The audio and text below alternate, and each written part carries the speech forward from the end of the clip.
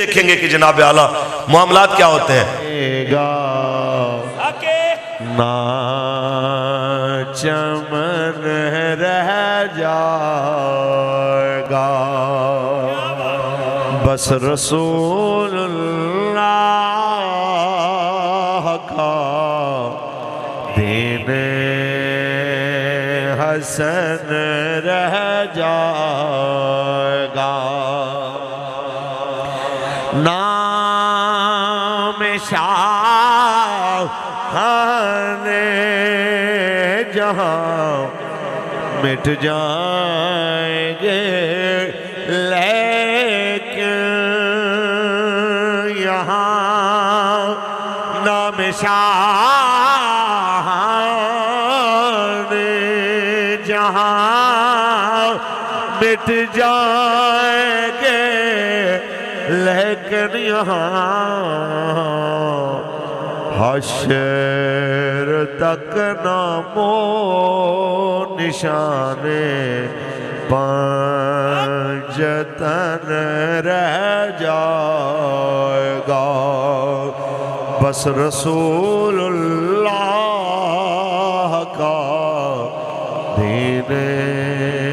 حسن رہ جائے گا. تاجدار ختم نبوت اللہ تبارک و تعالی جل وعلا کی حمد و ثنا کے بعد آقا نامدار شفیع روز شمار حضور احمد مجتبی محمد مصطفیٰ صلی اللہ علیہ وسلم کی ذات طیبہ پہ لامحدود درود و سلام کے نذرانے پیش کرنے کے بعد آج کی یہ خوبصورت بزم پاک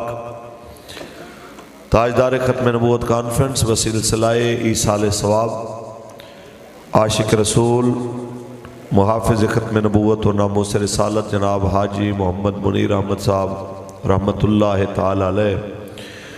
ان کے ایصال ثواب کے لیے منعقد ہے. خصوصی خطاب آپ کی اور میری قیادت انشاءاللہ تھوڑی دیر تک آپ کے سامنے جلوہ فگر ہوں گے تو وہ خوبصورت خطاب فرمائیں گے. حضور جرنیل اہل سنت مرکزی نائب امیر تحریک لبیک یا رسول اللہ سید زین الحسن شاہ صاحب بخاری تھوڑی دیر میں تشریف فرما ہونے والے ہیں. میں اپنے ذمہ داران کی موجودگی میں قبلہ حاجی صاحب کے بیٹوں کی آپ کے عزیزوں کی موجودگی میں دو چار باتیں کرنا چاہوں گا. یہاں چونکہ حاجی صاحب کے ساتھ تعلق رکھنے والے محبت رکھنے والے تمام شعبہ زندگی سے تعلق رکھنے والے حضور کے غلام موجود ہیں. مختلف سیاسی اور سماجی شخصیات بھی یہاں پہ موجود ہیں. میں چند ایک گزارشات کرنا چاہ رہا ہوں. مقصد کسی کی دل آزاری نہیں ہے, ایک دو مسائل ہیں وہ سامنے رکھنے ہیں سمجھانے کے لیے.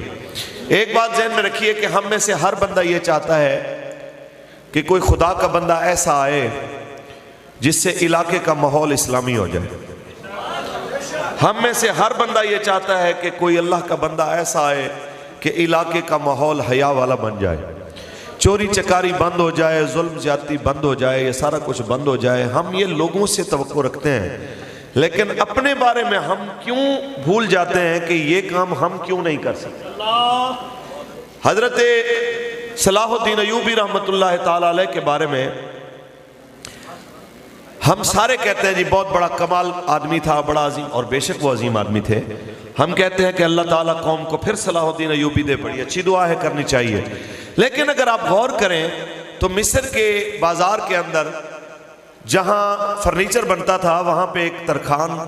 اس نے خوبصورت ایک ممبر بنایا جسے دنیا دیکھ کے حیران رہتی ہے, اور جو بھی آ کے پوچھتا ہے یار کتنے کا ہے, وہ کہتا ہے بیچنا نہیں ہے, اس کی قیمت یہ ہے کہ جب اللہ بیت المقدس کو آزاد کرے گا تو اس کو میں مسجد اقصی میں رکھوں گا اور وہاں پہ اس پہ کھڑا ہو کے خطیب میرے نبی کا خطبہ پڑھے گا. لوگ اس کی بات سن کے کہتے بڑی بات ہے, بڑا کمال کا عاشق رسول آدمی ہے.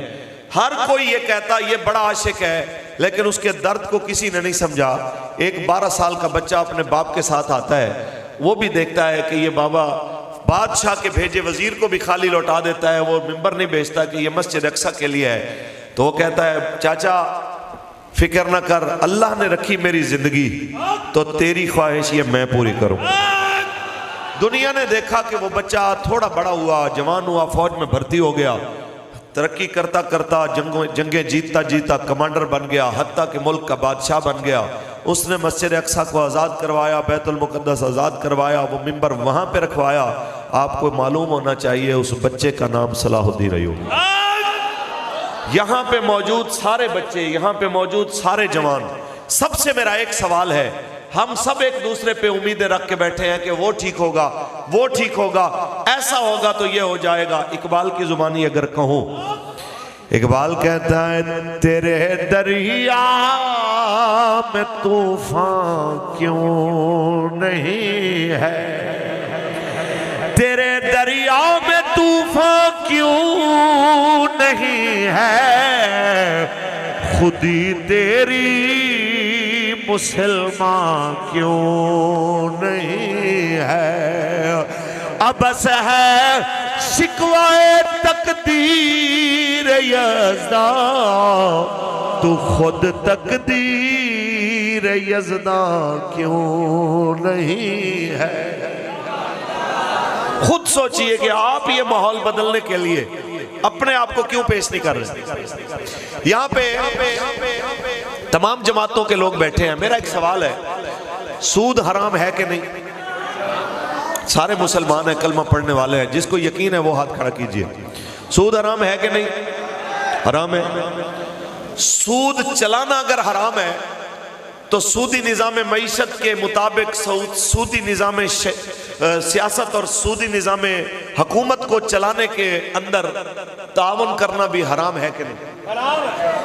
تو پاکستان کی 76 سالہ تاریخ میں تقریباً تمام بڑی سیاسی جماعتیں اس سودی نظام کو چلا بھی رہی ہیں، اس کو پروموٹ کر بھی رہی ہیں۔ بلکہ مجھے اچھی طرح یاد ہے کہ میاں صاحب کے پچھلے دور حکومت میں نون لیگ کی طرف سے ایک صدر تھے ممنون حسین، اب دنیا سے رخصت ہو گئے ہیں، مالک جانے ان کے ساتھ کیا ہوا۔ تو انہوں نے ایک بات کی کہ مولویوں کوئی فتویٰ دیں، کسی طریقے سے کوئی راہ نکالیں کہ سود حلال کریں، کہ مسئلہ یہ ہے کہ ہماری جو معیشت ہے وہ سود کے بغیر چل نہیں سکتی۔ تو مجھے اچھی طرح یاد ہے قبلہ بابا جی نے جمعے میں فرمایا تھا کہ خدا کے بندے یہ سوچو، جس قرآن کے اندر مسلمان کے لیے ماں بہن بیٹی حرام کی گئی ہے نا، اسی قرآن کے اندر ہی کہا گیا ہے وَحَلَّ اللَّهُ الْبَيْعَ وَحَرَّمَ الرِّبَا، کہ اللہ تعالیٰ نے تجارت کو حلال کیا ہے اور سود کو حرام کیا ہے۔ تو ساری کائنات میں سے عورتیں ختم ہو جائیں، پھر بھی غیرت مند مسلمان کبھی یہ نہیں کہے گا کہ میری بیٹی بچی ہے تو آپ مجھے اجازت دے دیں کہ جناب اعلیٰ میں اس سے نکاح کر لوں، یا میری ماں بچی ہے تو اجازت دے دیں میں ماں سے، بہن سے، پھوپھی سے، خالہ سے نکاح کر لوں، کیونکہ قرآن نے اس کو حرام قرار دیا ہے۔ اسی طرح پوری دنیا کے سارے سٹائل ختم ہو جائیں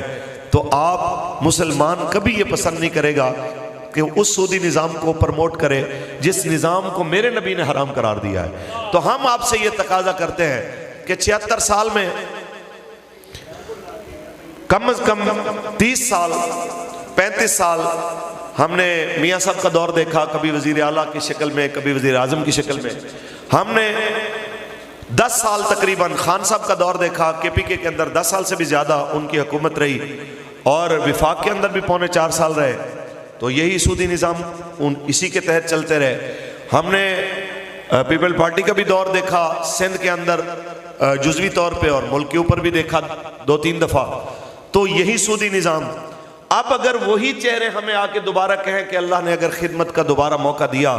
تو ہم انشاءاللہ یہ کر دیں گے، تو یار کچھ تو بندے کو یہ سوچنا چاہیے کہ بھائی آپ وہی کچھ کریں گے نا جو آپ نے تجربہ کیا ہے۔ ہم آپ سے یہ کہہ رہے ہیں آج بھی موقع ہے، ہم جو بھی سیاسی جماعت آ جائے، وہ نون لیگ آ جائے، وہ پی ٹی آئی آ جائے، وہ پیپل پارٹی آ جائے، ہم کہتے ہیں جی ہم اپنی سیاست ختم کر دیتے ہیں، ہم آپ کے پیچھے کھڑے ہو جاتے ہیں۔ ہمارا صرف ایک مطالبہ ہے، آپ اس رستے پہ چلیں جو رسول اللہ نے بتایا۔ ہم کہتے ہیں جی ہم آپ کے مقابلے میں امیدوار بھی بٹھا دیتے ہیں، ہم آپ کے ساتھ کھڑے ہو جاتے ہیں، آپ کے نعرے لگاتے ہیں، لیکن خدا را اس نظام کی بات کیجئے جو نظام نبی رحمت صلی اللہ علیہ وسلم لے کے آئے۔ پھر ہمیں یہ کہا جائے کہ مولویوں نے یہ سیاسی شروع کر دی، سیاست اور ہے، مذہب اور ہے، یہ یاد رکھیے یہ مسلمان کی بولی نہیں ہے کہ سیاست اور ہے، مذہب اور ہے۔ قبلہ شاکر صاحب، علامہ جمیل شرپوری صاحب، علامہ عمران صاحب، مخدوم انجم صاحب، اور بھائی ابو بکر صاحب، حاج صاحب کے سارے بیٹے، سب کی موجودگی میں ایک بات آپ کو پورے وثوق سے کہتا جاؤں کہ یہ اس لیے زیادہ شدت کے ساتھ جملہ بولا گیا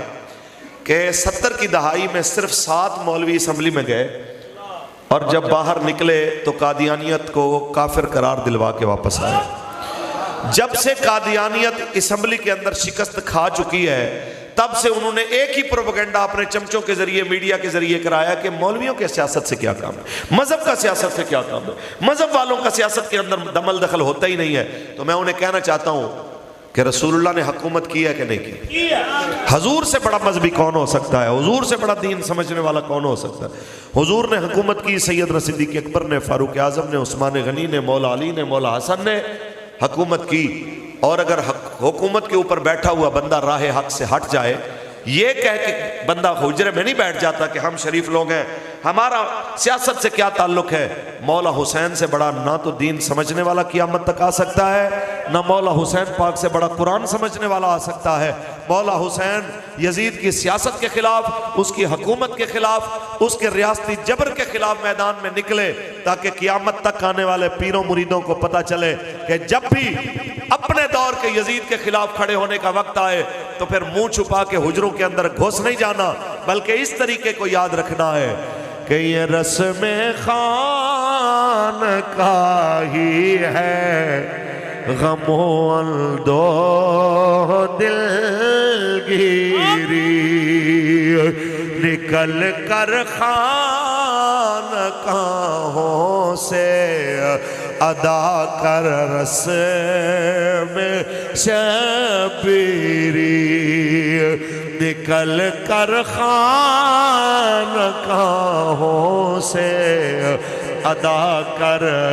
رسم شبیری۔ اور سب سے بڑی بات، حاجی صاحب ایک سیدھا سادہ مسلمان، لیکن اتنا سیدھا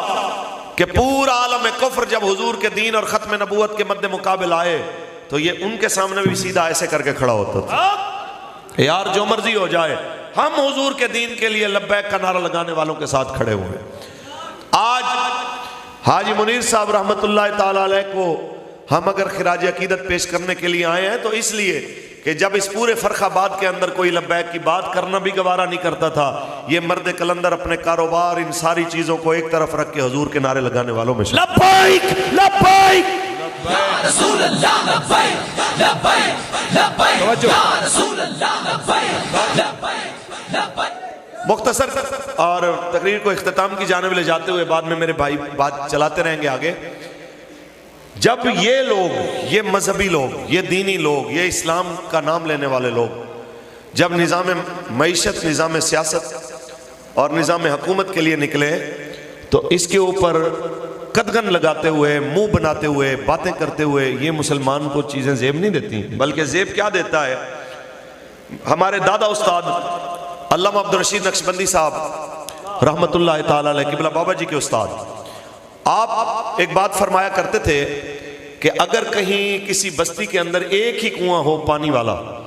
اور اس پانی کے کنویں کے اندر کتا پڑ جائے اور پورا گاؤں اس گندے پانی پینے پہ مجبور ہو، جان بچانے کے لیے اور کوئی راہ نہ ہو،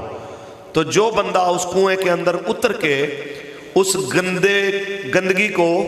اس مردار کو باہر نکالنے کے لیے اپنے آپ کو پیش کرے اور مردار بھی باہر نکالے، پھر ڈول کھینچ کے گندا پانی بھی باہر نکالے تاکہ علاقے تک پانی صاف پہنچے، اس بندے کا شکریہ ادا کرتے ہیں یا کہتے ہیں چنگا بلا شریف آدمی سی تینوں اس گندے چڑھن کی لوڑ؟ شکریہ ادا کریں گے نا اس کا کہ یار تیری وجہ سے کم از کم نا علاقے کے اندر جو ہے نا پانی صاف پہنچا ہے۔ تو میں یہی کہنا چاہتا ہوں 76 سال سے پاکستان کی اسمبلی کے اندر سود کا گند پڑا ہوا ہے، سودی نظام کا گند پڑا ہوا ہے، سودی نظام معیشت کو چلانے والوں کا گند پڑا ہوا ہے۔ اگر کوئی اس اسمبلی کے اندر اتر کے اس سودی نظام معیشت کو باہر پھینک کے محمد عربی کا نظام لانا چاہتے ہیں، ان کا شکریہ ادا کرنا چاہیے کہ یہ اس لیے آئے ہیں کہ آیا آیا دین آیا، آیا آیا دین آیا، کیونکہ پاکستان کا مطلب کیا؟ لا الہ الا اللہ، دستور ریاست کیا ہوگا؟ محمد رسول۔ توجہ جی، اس سے بھی اگلی بات یہاں پہ میں نے پہلے بھی کہا کسی کی دل آزاری مقصد نہیں ہے، یہاں خان صاحب کے خلاف بات کریں آپ، اتنے آپ کو گالیاں پڑیں گی، اتنی آپ کے خلاف باتیں ہوں گی کہ آپ تمام تہذیب اخلاقیات سارے بھول جائیں گے۔ کوئی میاں صاحب کے خلاف بات کریں، ان کے چاہنے والے آپ کا گریبان کو پکڑیں گے، زرداری صاحب کے خلاف بات کریں، ان کے چاہنے والے آپ کا گریبان پکڑیں گے، اور نہیں دیکھیں گے کہ اخلاقیات کیا ہوتے ہیں، نہیں دیکھیں گے کہ شریعت کیا کہتی ہے، نہیں دیکھیں گے کہ جناب اعلیٰ معاملات کیا ہوتے ہیں۔ ہمارا اتنا سوال ہے، لیڈر کے لیے غیرت سب کو آ گئی، جب رسول اللہ کی عزت اور ختم نبوت کا معاملہ آئے تو اس وقت بات کریں تو پھر کہنے لگے کہ اسلام تو امن کا درس دیتا ہے، اسلام تو رواداری کا درس دیتا ہے، اسلام تو برداشت کا درس دیتا ہے۔ ہم یہ کہنا چاہتے ہیں کہ اسی بات کو سمجھیے، جب آپ اپنے لیڈر کے لیے جذباتی ہو جاتے ہیں، جب خان صاحب کے لیے، میاں صاحب کے لیے، زرداری صاحب کے لیے اور کسی بھی اور الطاف صاحب کے لیے یا MKM والے اپنے موجودہ قائد کے لیے، کوئی بھی پارٹی اپنے بڑے کے لیے جب جذباتی ہو جاتی ہے تو میرے سمیت، میں اپنی بات کروں، اپنے لیڈر کی بات کروں، میرے سمیت، پاکستان کے تمام سیاسی لیڈروں سمیت، میرے قائد محترم سعد حسین رضوی صاحب سمیت، ہم سب کی، بلکہ پاکستان کے جرنیلوں سمیت، پاکستان کے چیف جسٹس سمیت کروڑوں اربوں بھی ہوں اس خاک پہ قربان جہاں سے میرے آقا و مولا کی سواری ایک بار گزرتی، جہاں سے میرے پاک نبی رحمت کی سواری ایک بار گزری۔ ہم یہی کہنا چاہتے ہیں کہ جذبات جو ہیں اس کو سنبھال کے رکھیے رسول اللہ کے لیے، جذبات ہیں اس کو سنبھال کے رکھیے حضور کے دین کے لیے، جذبات کو سنبھال کے رکھیے حضور کے دین کو نافذ کرنے کے لیے۔ اور ہمارے بابا جی ایک بات کیا کرتے تھے کہ روزانہ رات کو سونے سے پہلے ایک بات ضرور سوچا کیجئے کہ ہم بدر میں تو نہ جا سکے، گردن تو نہ دے سکے، کربلا کے اندر بھوکے پیاسے گردن تو نہ کٹا سکے، کربلا سے شام تک قیدی بن کے تکلیف تو نہ جھیل سکے، ایک اسلام کے لیے پرچی دینے کی باری آئی تو ہم وہ بھی نہ دے سکے یار، ایک کرین پہ مور لگا کے نبی کے دین کے لیے کھڑے ہونے کی بات آئی تو ہم وہ بھی نہ کر سکے، تو یہ گریبان میں جھانکیے کہ کیا یہ محبت ہے؟ وقت گزر جائے گا، 5000 کے لیے ووٹ بیچنے والوں کا بھی گزر جائے گا اور اپنے ایمان پہ قائم کھڑے رہنے والوں کا بھی وقت گزر جائے گا۔ وارث شاہ کے اسی جملے کے ساتھ اجازت، کاف ککھاں دیاں کلیاں رہن کھڑیاں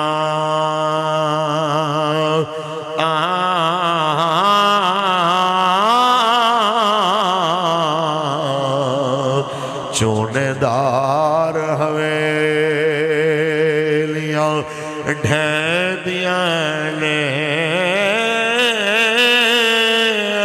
ویلے آکھڑے سوکھڑے لگے جاندے ہاں گلاں یاد سجن دیاں رہ دیا میں۔